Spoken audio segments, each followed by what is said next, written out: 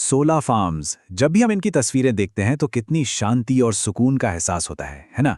ऐसा लगता है जैसे बस सूरज की रोशनी को चुपचाप साफ सुथरी एनर्जी में बदला जा रहा है। लेकिन इस शांत से दिखने वाले नज़ारे के नीचे इतनी ज़बरदस्त बिजली दौड़ रही होती है कि उससे पूरा का पूरा शहर रोशन हो सकता है। और देखिए, जहां इतनी पावर हो वहां कुछ अनदेखे खतरे भी छिपे होते हैं। तो आज हम उन्हीं खतरों की पड़ताल करने वाले हैं। अच्छा, इस तस्वीर को देखिए जरा। पहली नजर में ये एक खूबसूरत शांत मैदान लगता है, पर असल में ये एक बहुत बड़ा हाई पावर इंडस्ट्रियल प्लांट है। पता है, यहाँ इतनी एनर्जी बनती है कि हजारों घरों की बत्तियां जल सकती हैं। और जाहिर है, जब इतनी शक्ति एक जगह हो तो उसके साथ कुछ गंभीर खतरे भी जुड़े होते हैं। तो सवाल ये उठता है कि सूरज की रोशनी से भरे इस मैदान में आखिर वो अनदेखे खतरे हैं कौन से? और देखिए, ये खतरा सिर्फ इन कांच के पैनल्स का नहीं है। नहीं, ये खतरा उस पूरे सिस्टम का है जो इस एनर्जी को हम तक पहुंचाता है। तो चलिए, इन्हीं अनदेखे खतरों पर एक नजर डालते हैं। ये वो जोखिम हैं जिनसे निपटने के लिए प्रोफेशनल्स को हर दिन तैयार रहना पड़ता है।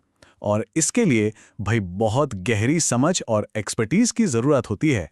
असल में सारा खेल है एनर्जी के फ्लो का। ये फ्लो पैनल्स से शुरू होके ग्रिड तक पहुंचता है और इस पूरे सफर में जबरदस्त हाई वोल्टेज और करंट शामिल होता है। अब ये सब कुछ जमीन के नीचे केबल्स और मशीनों में हो रहा होता है। हमारी नजरों से तो छिपा हुआ है, पर ये इतना शक्तिशाली है कि जानलेवा भी हो सकता है। अच्छा, तो इन खतरों को हम 3 मुख्य हिस्सों में बांट सकते हैं। प्रोफेशनल्स को खास तौर पर इन्हीं 3 चीजों के लिए ट्रेन किया जाता है। वो है आग का खतरा, आग फ्लैश और हाई वोल्टेज। और हर एक की अपनी अलग ही चुनौती है। तो सबसे पहले बात करते हैं आग के खतरे की। ये किसी भी इलेक्ट्रिकल गड़बड़ी से हो सकती है। जैसे मान लीजिए इंसुलेशन खराब हो गया, या फिर कोई हिस्सा जरूरत से ज्यादा गर्म हो रहा है, जिसे इंडस्ट्री की भाषा में हॉटस्पॉट कहते हैं। अरे, कभी कभी तो सूखी घास जैसी चीजें भी आग भड़का सकती हैं। और यहाँ एक छोटी सी चिंगारी भी बहुत तेजी से एक बड़ी मुसीबत बन सकती है। अब आता है अगला खतरा, आर्क फ्लैश। ये शायद सबसे विस्फोटक और सबसे कम समझा जाने वाला खतरा है।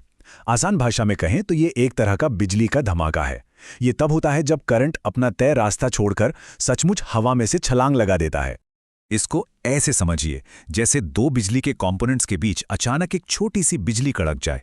ये सब पलक झपकते ही होता है, और इसका तापमान सोचिए सूरज की सतह से भी ज्यादा हो सकता है। और ये एक ऐसी धमाके वाली लहर पैदा करता है जो किसी की भी जान ले सकती है। ये होती है एक आर्क फ्लैश की असली ताकत। और फिर आता है हाई वोल्टेज का खतरा। ये वो खतरा है जिसके बारे में हम सबने सुना है, लेकिन ये उतना ही जानलेवा है। किसी भी चालू तार या मशीन के सीधे संपर्क में आने का मतलब है बिजली का एक जबरदस्त झटका, जो अक्सर जानलेवा ही होता है। और यही वजह है कि सेफ्टी के नियम इतने इतने ज्यादा जरूरी हैं। तो ये तो हो गई चुनौतियां। अब बात करते हैं समाधान की। आखिर इन खतरों को मैनेज कैसे किया जाता है? देखिए, जो ऑपरेशंस और मेंटेनेंस यानी O&M टेक्नीशियंस होते हैं, वो इन जोखिमों को संभालने के लिए एक बहुत ही सिस्टमैटिक तरीके से काम करते हैं। हर सेफ्टी प्रोसीजर की नींव एक ही सिद्धांत पर टिकी है, और वो है जीरो एनर्जी स्टेट।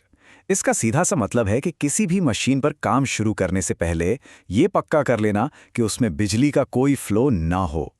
अब सोलर एनर्जी में ये और भी ज्यादा जरूरी हो जाता है। क्यों? क्योंकि भाई सूरज को तो बंद किया नहीं जा सकता। जब तक धूप है, पैनल्स तो बिजली बनाते ही रहेंगे। इसीलिए मशीनों को सिस्टम से पूरी तरह अलग करना सबसे पहला और सबसे जरूरी कदम है। और ये जीरो एनर्जी स्टेट पक्का करने के लिए एक खास प्रक्रिया अपनाई जाती है, जिसे कहते हैं लॉकआउट टैग आउट, या शॉर्ट में LOTO। इसमें कई स्टेप्स होते हैं। पहले शटडाउन की तैयारी की जाती है, फिर एनर्जी सोर्स को अलग किया जाता है, उस पर एक ताला और एक वार्निंग टैग लगाया जाता है, और आखिर में सब कुछ दोबारा चेक करके पक्का किया जाता है कि सिस्टम सच में बंद है। एक और मजेदार बात यहां समझने वाली है कि हर करंट एक जैसा नहीं होता। सोलर फार्म में इन्वर्टर से पहले होता है डायरेक्ट करंट यानी DC, और उसके बाद होता है ऑल्टरनेटिंग करंट यानी AC। अब DC से जो आर्क बनता है उसे एक वेल्डिंग की आग की तरह समझिए, जो लगातार जलती रहती है और इसे बुझाना बहुत मुश्किल होता है। वहीं दूसरी तरफ AC करंट सीधे दिल की धड़कन पर असर डाल सकता है। मतलब खतरनाक दोनों ही हैं, बस तरीके अलग अलग हैं।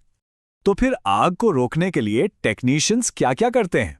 देखिए, वो थर्मल कैमरों से रेगुलर स्कैन करके वो हॉटस्पॉट्स ढूंढते हैं, वो ये पक्का करते हैं कि आसपास की घास फूस हमेशा कटी रहे।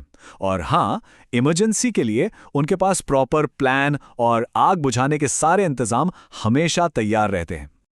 और जब सारे उपाय कर लिए जाएं, तब आती है सुरक्षा की आखिरी दीवार, यानी पर्सनल प्रोटेक्टिव इक्विपमेंट, जिसे हम पीपीई कहते हैं।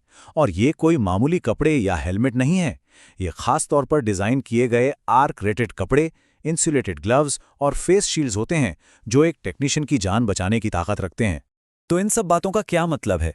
ये सिर्फ कुछ नियमों की लिस्ट नहीं है। नहीं, ये एक पूरा कल्चर है, एक सोच है जो रिन्यूएबल एनर्जी के भविष्य को बना रही है।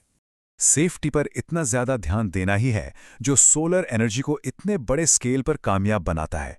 यही वो चीज है जो ये पक्का करती है कि हमारा क्लीन एनर्जी का भविष्य सिर्फ सस्टेनेबल ही न हो, बल्कि उन लोगों के लिए भी सेफ हो जो इसे हकीकत में बदल रहे हैं।